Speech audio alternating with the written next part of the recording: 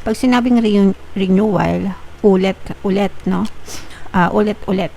So, parang chance na ulitin or chance na mabago, no? So, everyday guys, ito yung palagi ko sinasabi sa inyo na sana naintindihan nyo, everyday binibigyan kayo ng chance ni universe na baguhin yung pattern of thoughts nyo, baguhin yung buhay nyo, and live the life that you want, mga kapiksi. Kasi, yung pagbabago guys, hindi yan instant. It's a gradual process. Pero if you do it over and over again, definitely magbabago at magbabago talaga yung sitwasyon mo.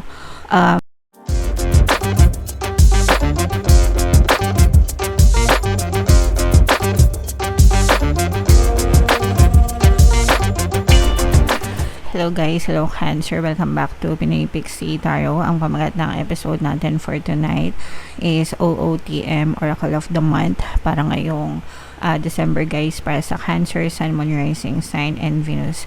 Meron tayong tatlong set ng decks dito guys. Ito yung para sa spiritual message nyo, ito yung para sa life messages, and ito naman yung sa love life, mga kapiksi. So unahin natin yung spiritual message guys. By the way, kung ano lang yung makaresonate, take that message, kasi hindi lahat ng mensahe ay mag-resonate sa inyo, mga kapiksi. Wow, so yung inyong spirit animal guys ay unicorn, and ang ating message is infinite possibilities. You are the sovereign of the seen and unseen worlds. The magic of love surrounds you. Beauty transforms you. Listen to the spirits of light. Abandon the darkness. Go beyond the ordinary and become the legendary. So, ito yung palagi kong sinasabi sa inyo, mga kapiksi, kung mapapansin nyo, no? Listen to the spirits of light. Abandon the darkness. So, light is positive. Darkness is negative, mga kapiksi. Yun yung usual na representation nun. And pag sinabing listen to the spirits of light, abandon the darkness, ibig sabihin nun guys, sa buhay natin, we have to accentuate the positive or highlight the positive, eliminate the negative, no? Abandon the darkness, eliminate the negative, yung ibig sabihin yan. So sa buhay natin, mga kapiksi, importante na palagi tayong mas nagfo-focus sa positivity kesa sa negativity guys. And yun kasi yung usual na nakakalimutan ng mga tao, mga kapiksi. Aminin natin, maraming tao na nega sa buhay, mga kapiksi. Kahit hindi nila sinasadya, nega sila.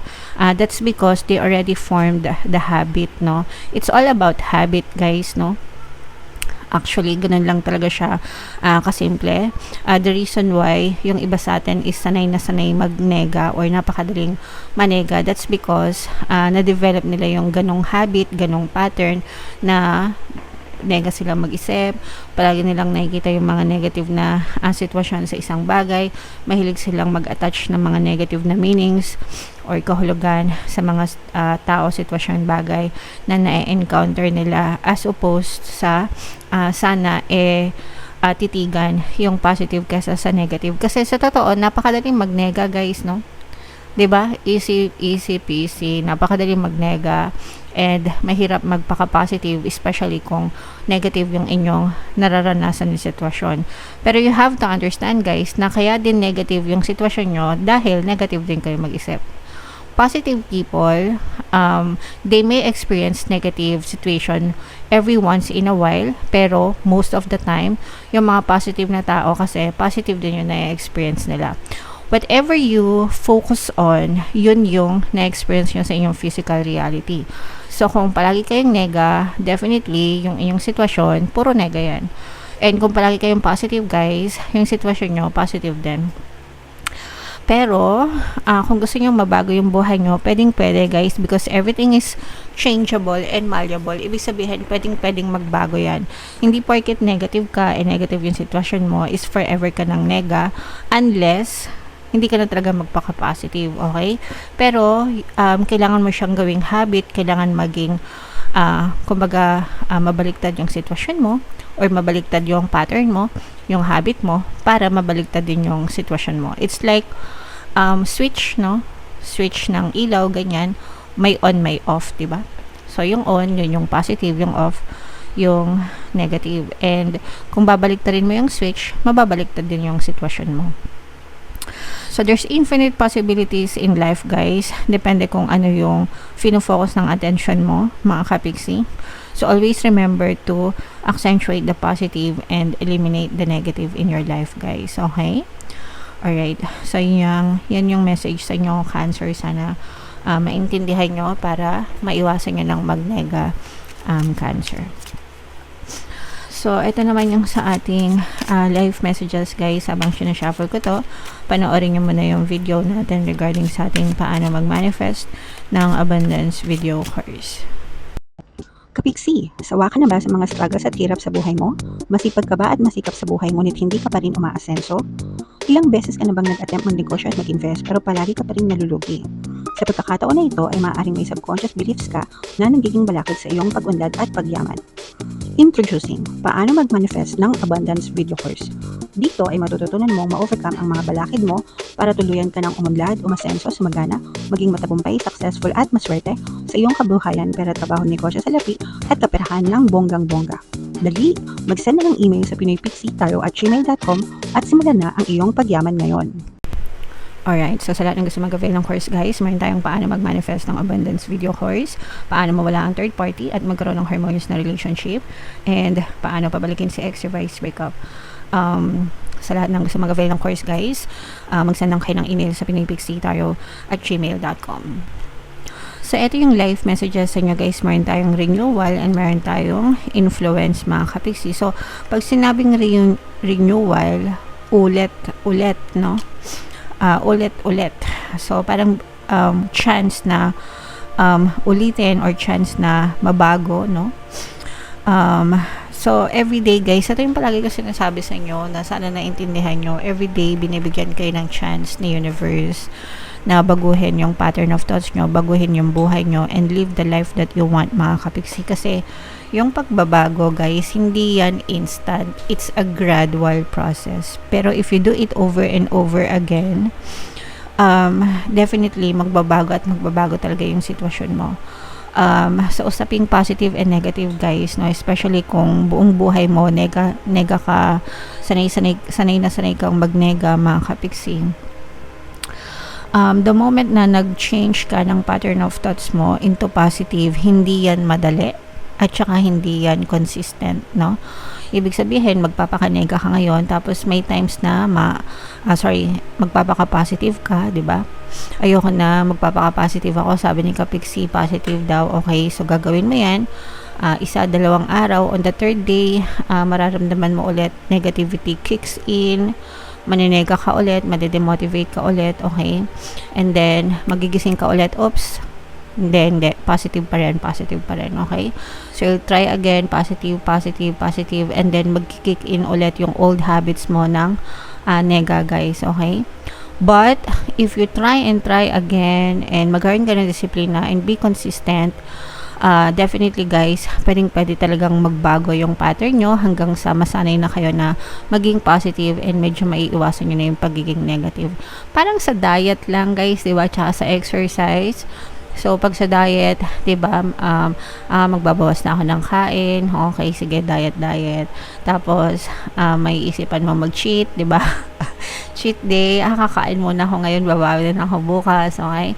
So, mapapakain ka, tapos kinabukasan, hindi, babawasan ko yung kain ko ngayon kasi ang dami ko lang kain kahapon, diba? So, okay lang yan. And then, diet ulit, tapos, merong ulit nagdala ng masarap na pagkain sa inyo, o kaya, na-invite ka sa isang party, so maraming kain, diba? So, mapapakain ka na naman, and then, magigising ka na naman, okay, diet ulit. So, ganon, guys, no? It's a gradual process, but if you do it consistently, and magkaroon ka ng disiplina, guys, mababago nyo talaga yung pattern nyo, and mababago nyo talaga yung buhay nyo. So, hindi naman kasi tayo mga perfect na tao, guys, okay? And okay lang yan, as long as you always go back dun sa new habits mo, which is better habits, striving for better results and better outcome, guys. Pero syempre, you have to have consistency and discipline talaga, and focus, kasi yun talaga yung kailangan nyo para talagang sumakses kayo sa mga changes and sa mga pagbabago na magaganda para sa inyo. Okay?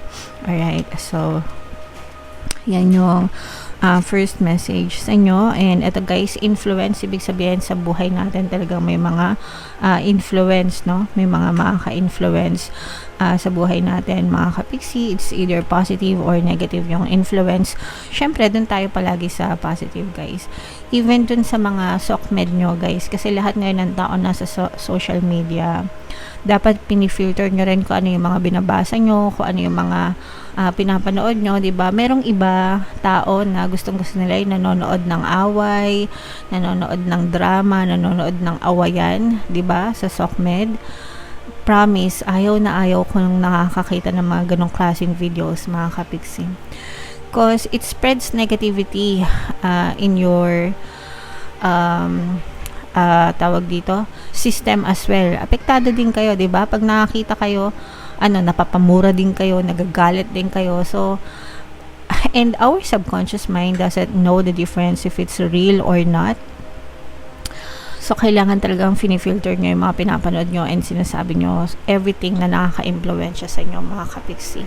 So, make sure na palagi kayo nagfo-focus dun sa mga positive influence, guys, para yun din yung ma-experience nyo sa buhay. Okay? Alright, sana naintindihan nyo yan, mga kapiksi. So, yung next na message naman, guys, is love life, no? Habang sinashuffle ko to, naka-upload na, guys, sa ating website, sa ating channel, yung inyong 2026 kapalaran para sa bawat zodiac signs, guys. So, punta na kayo sa homepage natin, mga kapiksi. So, ito yung love life messages. Ito yung mga images ng card, guys. So, yung first message natin, deep in your heart, you already know the answer. Do what feels right. So, sa relationship nyo, guys, no, minsan may mga duda, minsan may mga, alam nyo naman yung gagawin nyo sa relasyon nyo, pero yung iba nasa in denial pa, di ba? So, what you feel is right, do it for you. Kung ano yung sa tingin nyo na makakatulong para sa inyo. Basta, guys, palagi ko lang sinasabi, huwag kayong mang-aagrabyado pagdating sa relasyon. Huwag kayong mang-aagaw ng ibang jowa ng may jowa, okay? Whether boyfriend, girlfriend pa lang, especially kung mag-asawa na, guys, syempre, immoral yon, no? Pag sa mag-asawa. And please, have some decency naman, mga kapiksi, lalo na sa mga babae, no? Babae din kayo, and kapag nang-agaw kayo ng jowa ng kapwa nyo babae, imagine how painful it will be kapag sa inyo nangyari, guys, okay? And not only that, pero babalikan talaga kayo ng bad karma. So, ayaw nyong mangyari yun sa inyo, mga kapiksi. Okay? Alright. And ito naman yung another message for you, guys. When you pass from this world, you take nothing with you but your soul and the memories you have shared with those you love. So, magtanim lang tayo ng magtanim ng mga magagandang memories, mga kapiksi, kasama yung ating partner, kasama yung ating specific person. And even if naghiwalay kayo or nawala yung isa sa inyo, guys, diba? You always have good memories to come back to. And kahit na maghiwalay kayo, let's say for example, mag-asawa kayo, magjowa kayo, naghiwalay kayo, not in very good terms, magkagalit, diba? Isipin, kalimutan mo na, guys, yung mga pag-aaway nyo, lalo na kung hiwalay na kayo, and just remember the good times na okay kayo ng person. At least, diba, you shared love and happy memories together. So, yun na lang yung isipin mo, mga kapiksi, and para mabilis din kayong maka-let go and maka-move on, guys, okay? So, don't let yourself suffer from those hatred and negative situation na nangyari sa inyo, mga kapiksi, okay?